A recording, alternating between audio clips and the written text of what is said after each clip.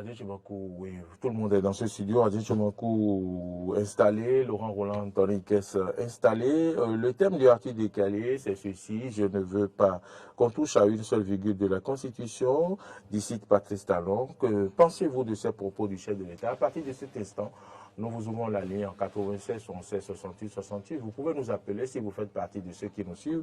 On va vous passer l'antenne pour que vous puissiez vous exprimer. Mais déjà sur les réseaux sociaux, il y a eu quelques réactions. BHM dit que c'est tout ce qu'on veut et rien d'autre. Et Achille Vaudounon dit que ces propos n'engagent que le chef de l'État et sa famille politique. Ce qui est sûr, on aura un nouveau président en 2026 qui ne sera pas de son bord, écrit-il. Et puis Dougoui Jean de Dieu, bon, à mon avis, moi, c'est l'opinion de prière qui est mon grand problème pour ce pays. Pourquoi? Parce que nous ne pouvons rien faire sans demander l'aide de Dieu. C'est vraiment capital donc.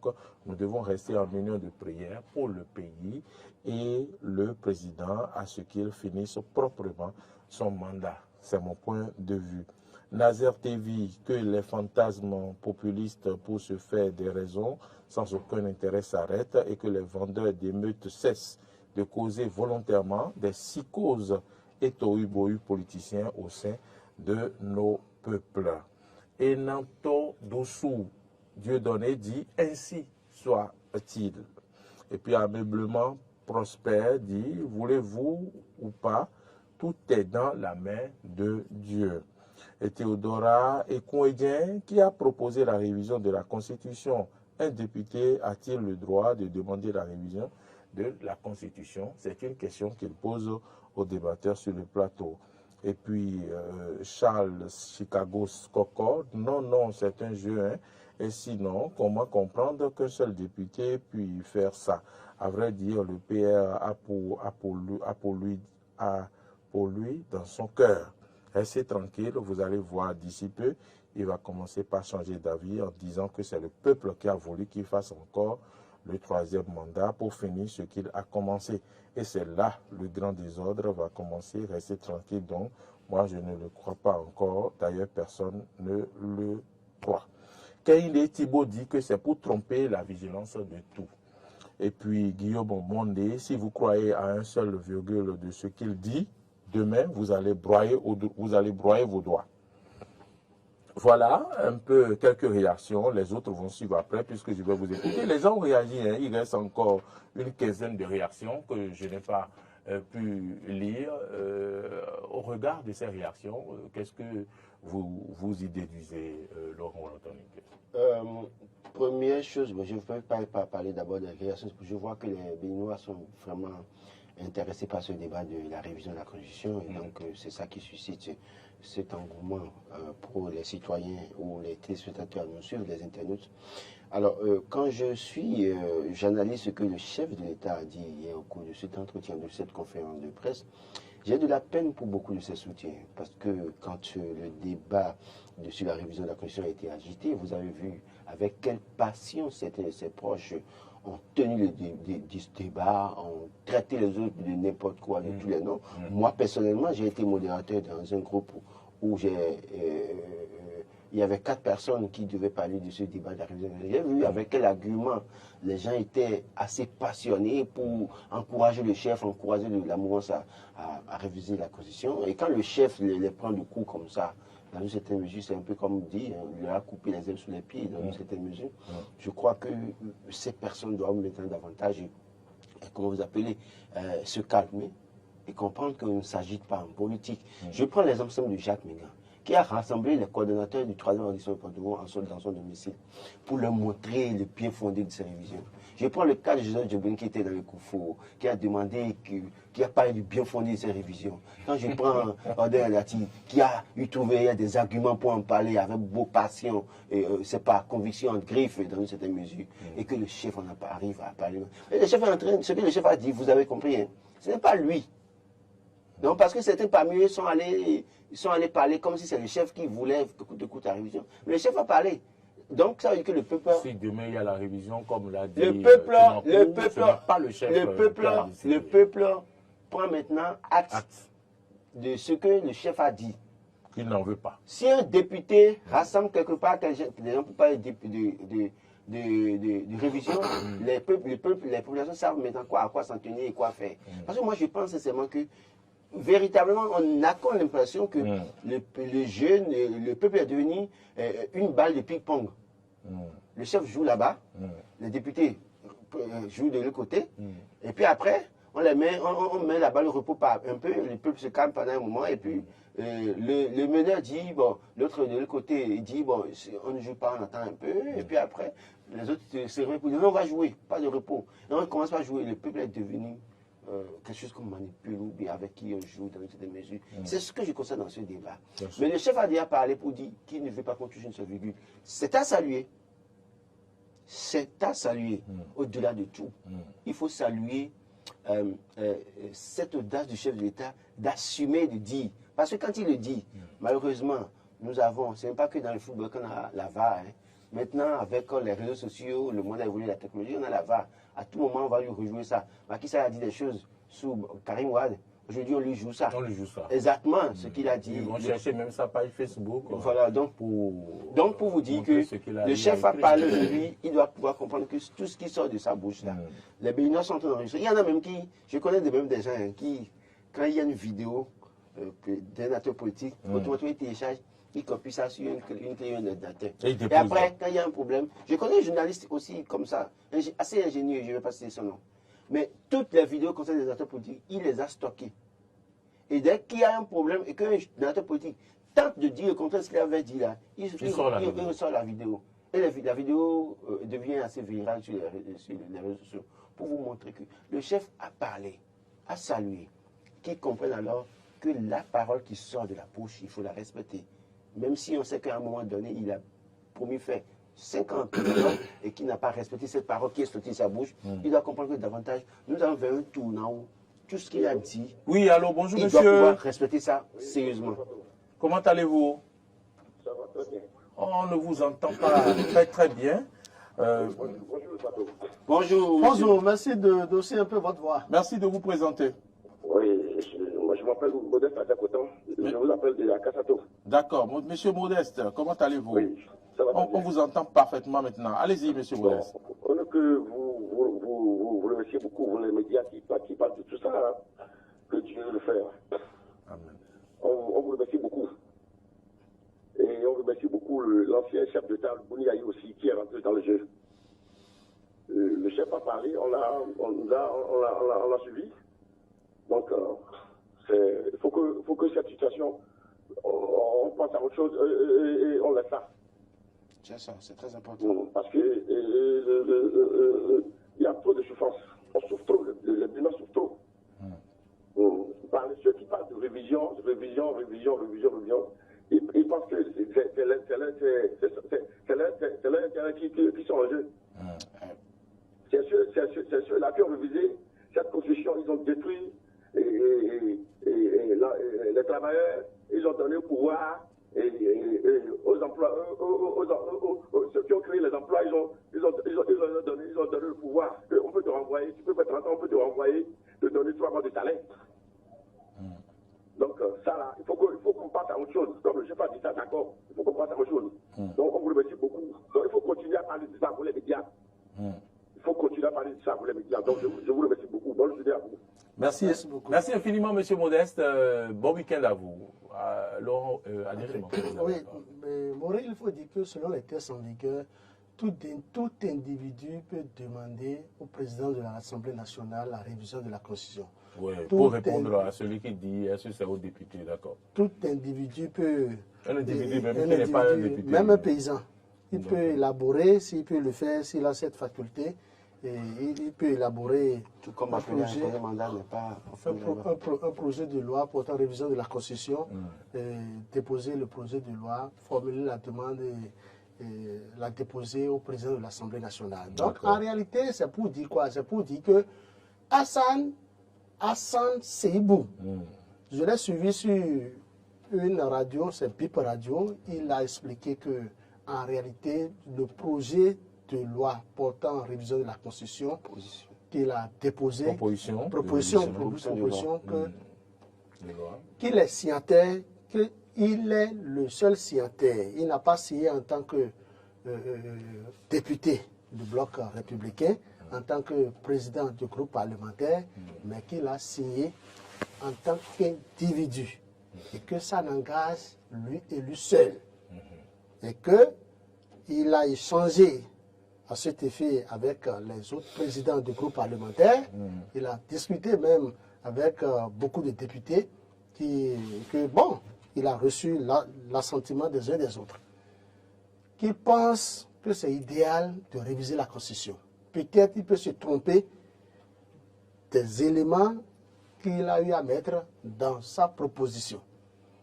Et je pense que ça répond correctement aux déclarations de Patrice Talon qui dit qu'il n'est pas demandeur de la révision de la Constitution. Qu'il ne souhaite même pas qu'on place une petite virgule dans la Constitution en état.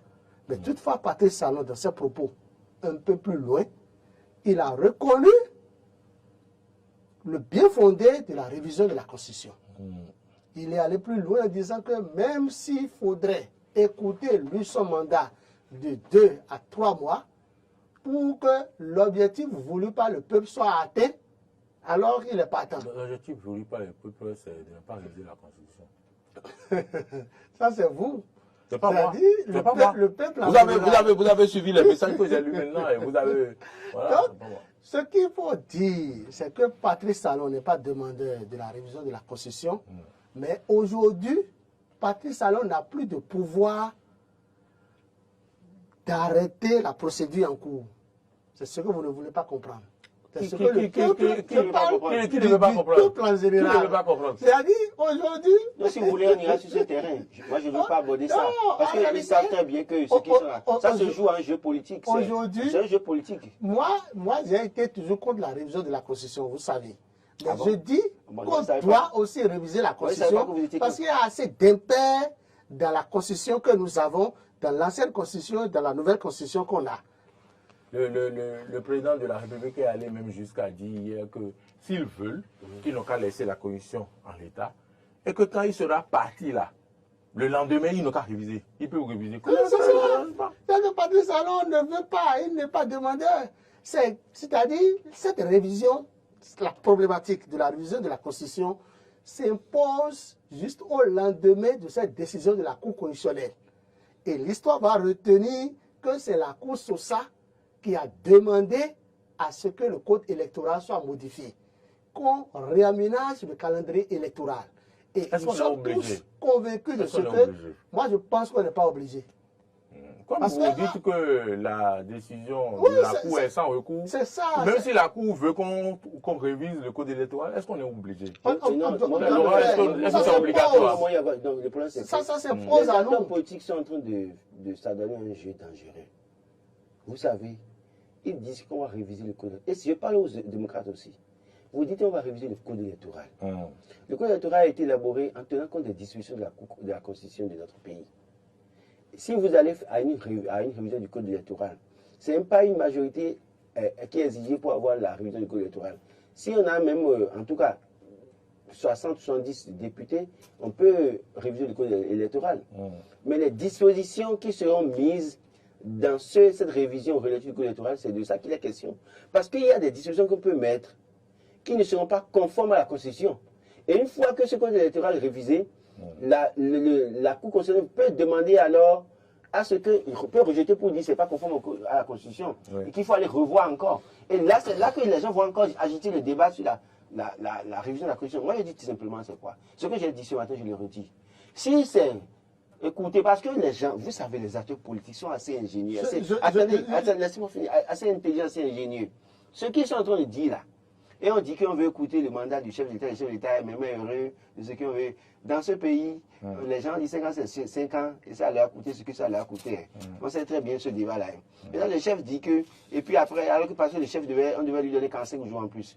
Et les gens disent 5 ans, c'est 5 ans, et ça, on sait que ça. Maintenant, on dit qu'on va lui écouter son mandat, et il se réjouit, et vous réjouissez aussi avec lui. Écoutez, Si on veut, moi je dis, si les gens sont de bonne foi là, que c'est le problème de délai 5 février, 8 février qui pose problème là, c'est simple. Ceux qui sont élus députés, je le redis, en 2019, ont été aux élections. 3 ans après, ils n'ont pas fait les fermer les 4 ans avant qu'on aille aux élections en 2023. Oui ou non? On est tous là. Donc, alors, ceux qui ont été élus députés en 2023 là, il faut alors qu'on trouve alors le mécanisme d'écouter encore leur mandat de 2 semaines ou d'1 semaine. On peut le faire, non? Et là, ça reste dans les délais. Et on fait les élections législatives et communales et après on fait les élections présidentielles. Mais quand les gens vous disent qu'ils veulent écouter le mandat d'un chef, à qui on donne 45 jours de plus et que les gens disent 50 et 5 ans, et ça leur a coûté les représailles, vous pensez que aussi facilement, tout doucement, et tout bêtement, les gens font ça tout bêtement parce qu'ils sont naïfs politiquement. Nous n'avons pas en face de nous des gens naïfs politiques. C'est des gens assez éveillés. Ils savent ce qu'ils font. Et ça va se jouer sur les détails. Réveillez-vous. Les gens dorment? Oui. Non, les gens dorment. Écoutez, c'est-à-dire, le Béninois n'aime pas entendre la vérité. Le Béninois, là, n'aime pas la vérité. Quelle est la vérité? La vérité, elle est très simple. Nous avons vu dans ce pays, feu général Mathieu Kérékou. Le général Mathieu Kérékou, qu'il vous souvienne, il y avait un problème de calendrier du genre. Et la Cour constitutionnelle dirigée par Wessavi, Christine Wessavi, feu, en ce moment, avait rendu une décision et ils ont reporté de quelques jours, d'une semaine,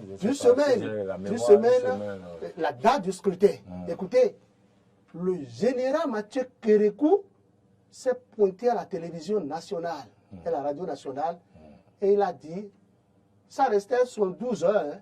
Il dit quoi? Allez rapidement, allez tous voter. Que si on ne vote pas, c'est qu'il n'y a plus d'élection.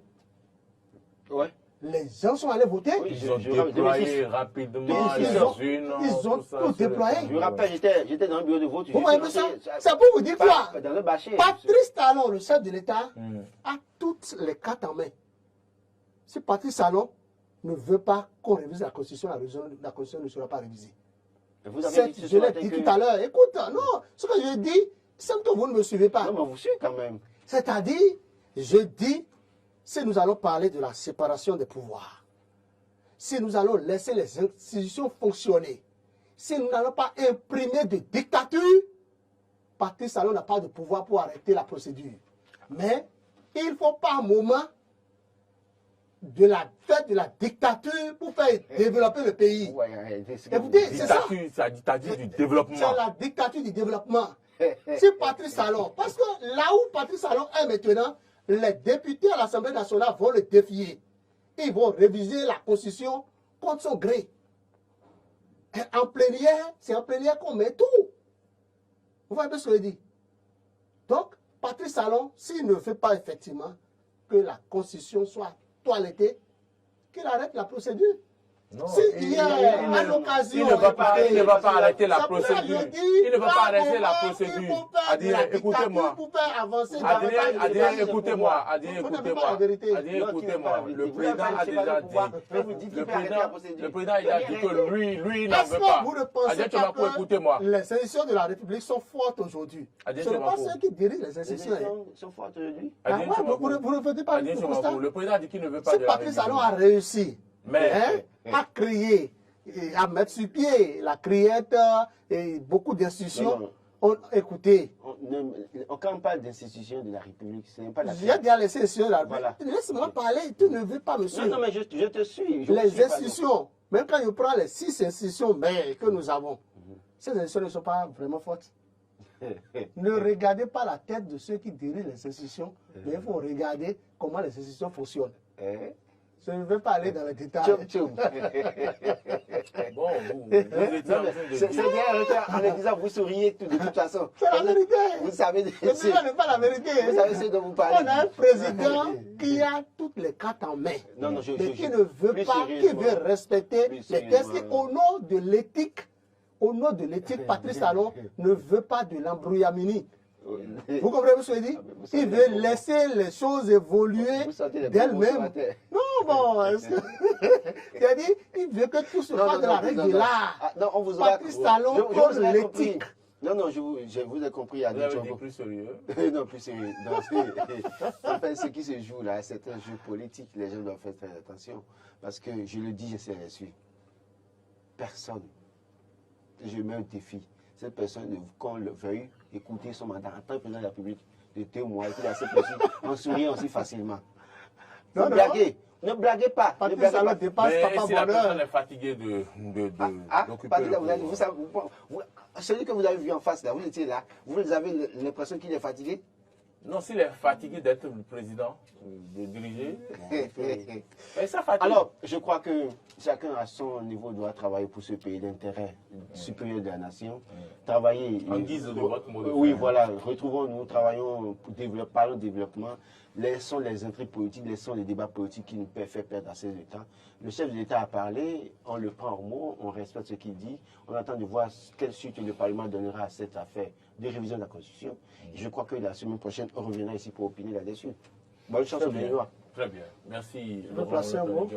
Oui, bien sûr. Oui, Patrice Talon ne veut pas du tout de la révision de la Constitution. Il C'est reconnaît d'ailleurs le maintenant bien. que quelqu'un appelle, hein. Quelqu'un appelle. Toutefois, il reconnaît le bien fondé Alors, bonjour. de cette révision. Oui, bonjour, allô. Bonjour, monsieur. Merci de vous présenter. Oui, c'est Moussa Wari. Monsieur Moussa, vous appelez d'où? Oui, je suis directeur de Calabria. D'accord. Vous avez la parole. Oui, en fait, par rapport au propos du chef de l'État, Nous vous suivons.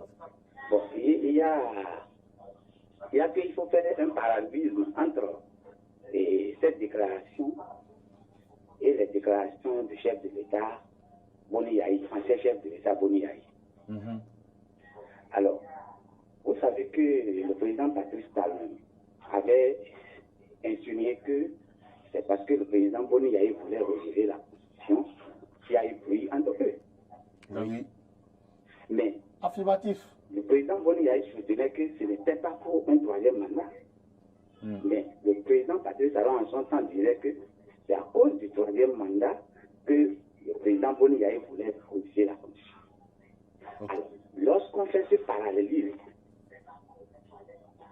et que on est en face de ce propos du président actuel, est-ce qu'on n'est pas en droit de ne pas être convaincu de sa déclaration?